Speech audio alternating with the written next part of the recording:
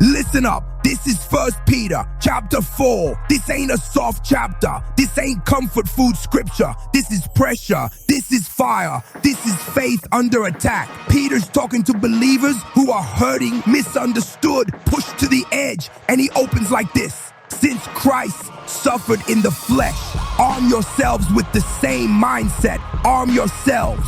That means this walk is war, not against people, against sin, against the old life. When you suffer for doing right, sin loses its grip. You don't live for human desires anymore. You live for the will of God. That old lifestyle, the wild living, the drunkenness, the chaos, that was then. Now you're different. And because you're different, people talk, people mock, people don't understand. But Peter says, don't worry about their opinion. They'll answer to God. Everybody does, living or dead. That's why the gospel was preached, so people could live in the spirit, even if they're judged by the world. Now Peter shifts gears. He says the end of all things is near. That's not fear talk. That's focus talk. Be clear-minded. Be self-controlled so you can pray above everything else. Love each other deeply.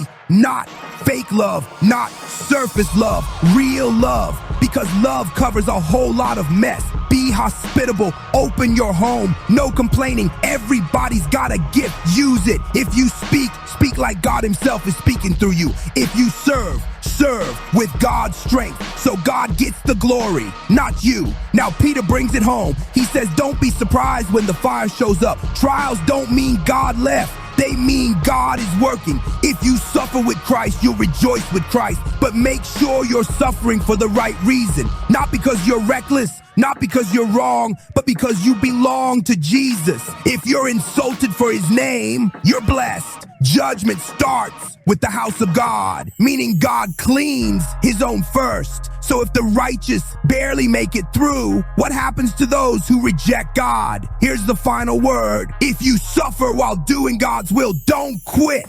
Entrust your soul to a faithful creator. Keep doing good. Stay solid. Stay faithful. Stay standing. This is 1 Peter chapter 4. And this faith, it's not about comfort. It's about commitment. Stand firm.